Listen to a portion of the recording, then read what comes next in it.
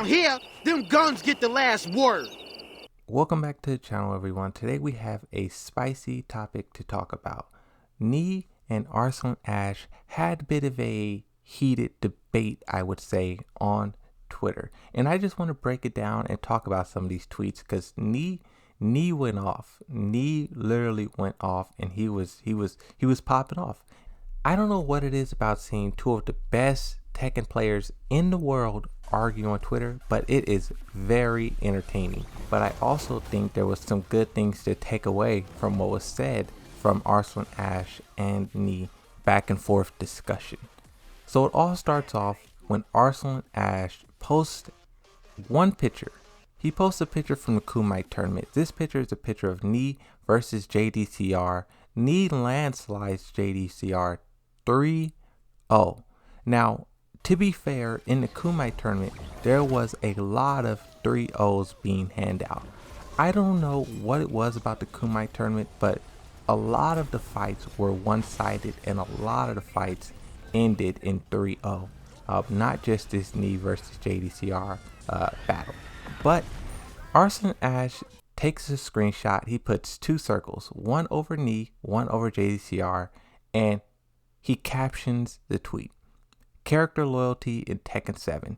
Now, just looking at this one tweet, I think to myself, he is saying, if you're character loyal in Tekken 7, you're bound to lose. If you stick with one character and you do not bounce to top tier characters, some people in the community call it tier whoring, then you will lose more times than not. And this is kind of ironic. When Arslan Ash was on his year-long rampage, one of the only people who was able to beat him was a character loyalist, that being Jimmy J Tran with Brian Fury. So that is kind of funny how he's saying here character loyalty in Tekken 7 kind of ends with you losing, but also one of the only people to stop him in the early days was a character loyalist. I just thought that was kind of ironic there how this tweet was first structured. But then when things get interesting, things get spicy, is when Nee responds to the tweet. Nee says, I don't understand why you're talking about loyalty. You also pick top tier characters. It's just a way to win. This is something I talk about on the channel. A lot of the top tier characters just so happens to be DLC. Geese and Fakamram are two characters who are considered to be the best in the game, and it just so happened that they both are DLC. And if we look at what Nee says, it's just a way to win. The only way to win with Geese or Fakamram is to pay. So that kind of goes full circle. Pay to win DLC. Now, I thought this part was funny here. This person, Effect, I don't know who this person is, but he says, to further add to Nee's comment, boom, and then there's a picture of Geese Howard flipping off the camera. Arslan Ash responds to Nee. He says, I don't understand why you always take my tweets the wrong way.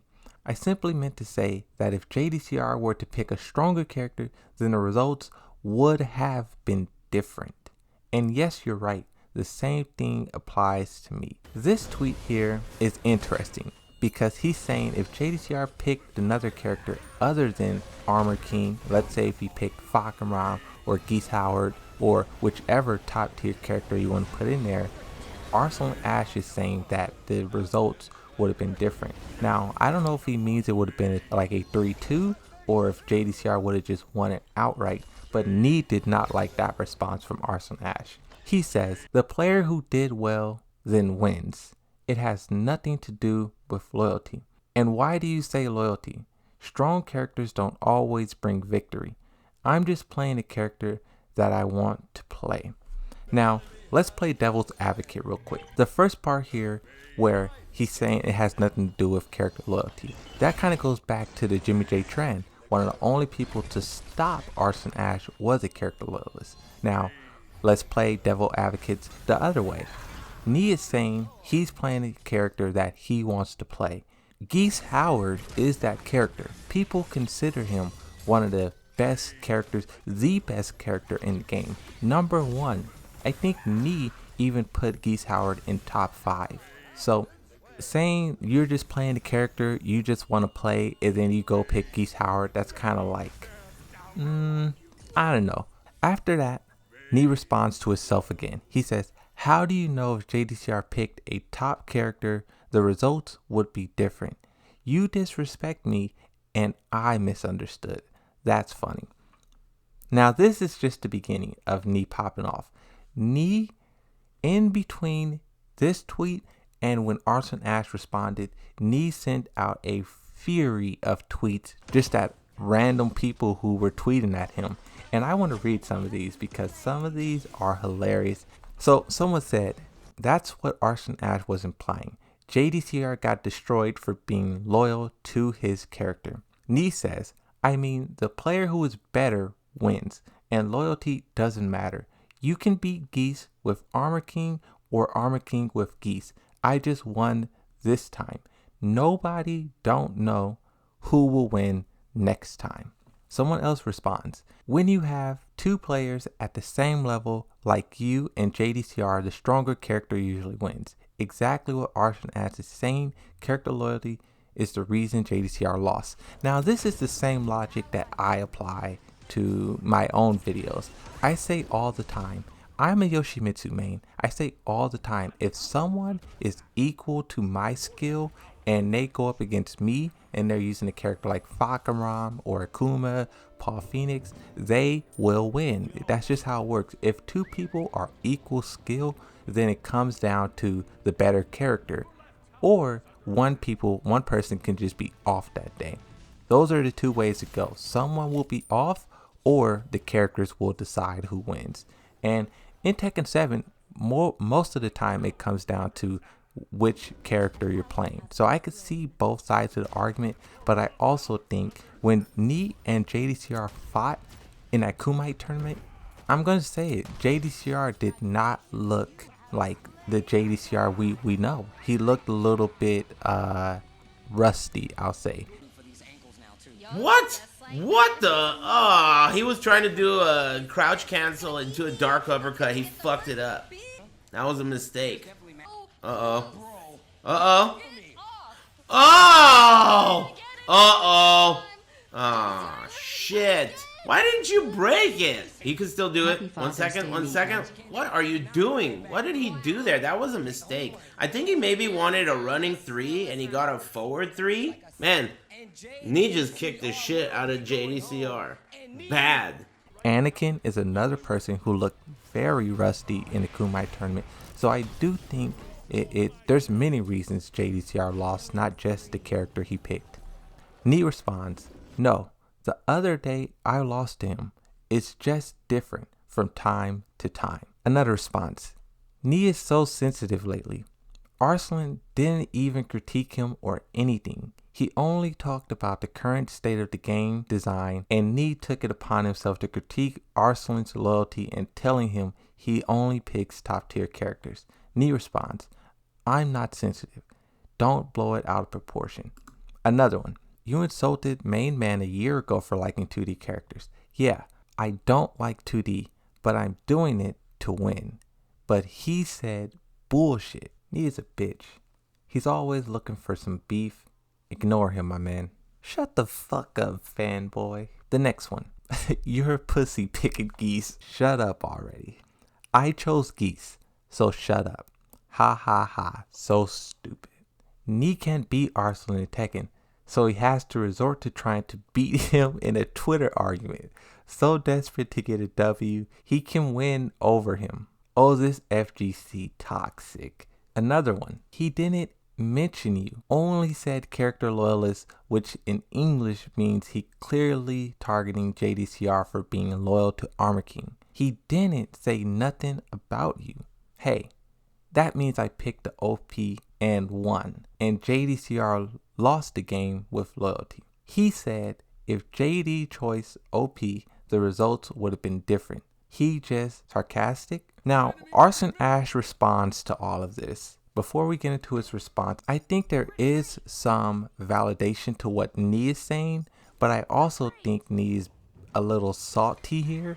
I do think which character you pick matters. I think at the same time, someone can just be off or someone can just be rusty.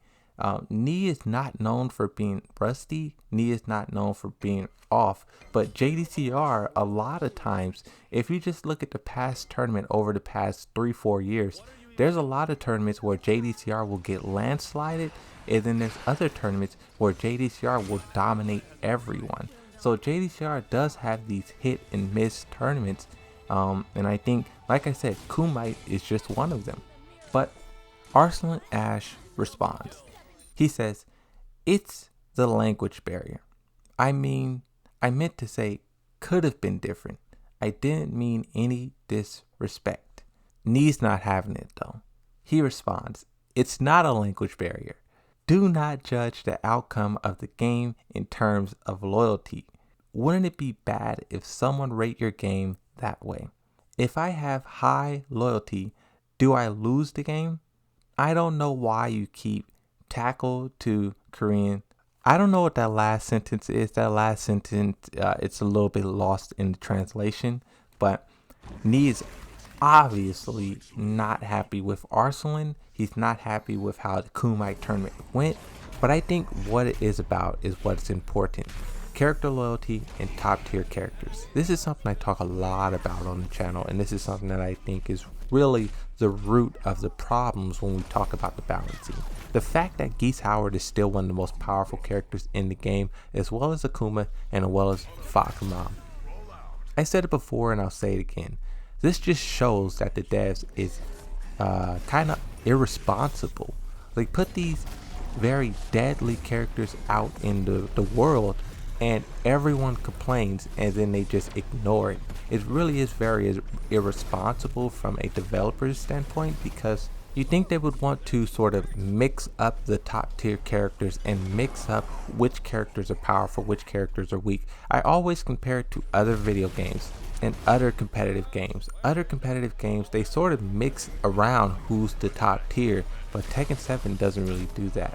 When I was watching Eris's stream of the Kumite tournament, it was very funny. Eris was asking, is this character still good? I'm pretty sure they would have nerfed this character by now, right? He was watching Fakumam and he was like, why haven't they nerfed this character? And then someone in the chat said, they never nerf anything. All they do is buff characters. And that kind of is true. Yes, Fakumam, Geese, Akuma, Leroy, those 4 characters are some of the most nerfed characters in the game. But every time they nerf those characters, really the 2D characters, Geese and Akuma, every time they nerf them, they buff them in a certain way that neglects the nerfs that they originally got, right? Here's the thing. It really does undermine, I would say, the community. Like I said, it's very irresponsible of them to put these deadly characters in the world like that and just leave them unbalanced, unnerfed.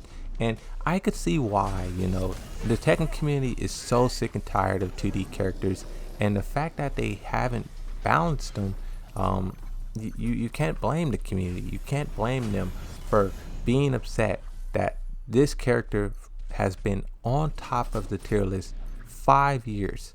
5 years straight, this character has been destructive and deadly.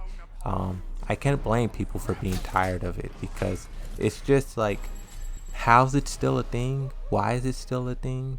If we go back to his original tweet, character loyalty in Tekken 7 just is not the way to go.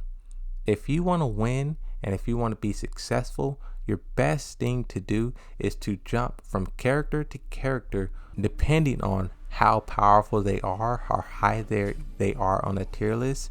And I think 2D characters is very safe overall. Yes, you do have to be very good in order to pilot those 2D characters. In my opinion, I would say just pick Fakumam.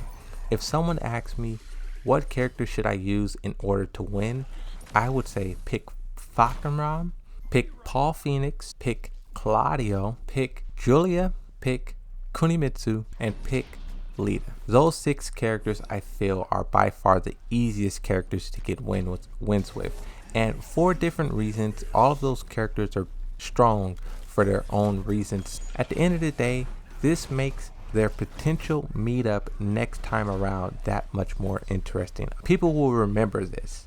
When they come to fight at whichever tournament, I hope it's the CEO tournament in December, but when they come to do their battle, everyone will remember this discussion between the two, and we will just be that much more hyped. But to the developers, I wish they would be more responsible with what they're doing with characters. They just be willy-nilly, and it really does have take a toll on the community. But that is it.